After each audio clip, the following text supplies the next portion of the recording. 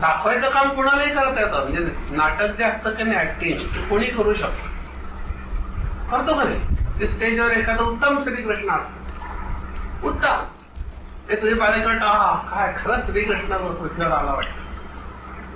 पण दाखवायचं काम 3 तासात, तिथून खाली उतरला की तो श्रीकृष्ण ना.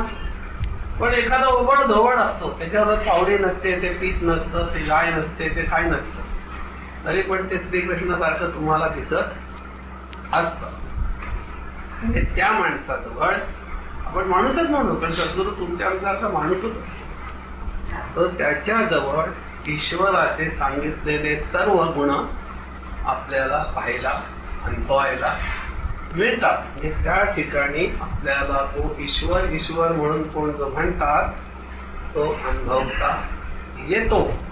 आणि त्याच्या ठिकाणी अनुभवता येतो म्हणजे तो ईश्वर स्वरूप आहे, आपसुकात सिद्ध होतं. वेगळं सिद्ध करायची गरज नाही.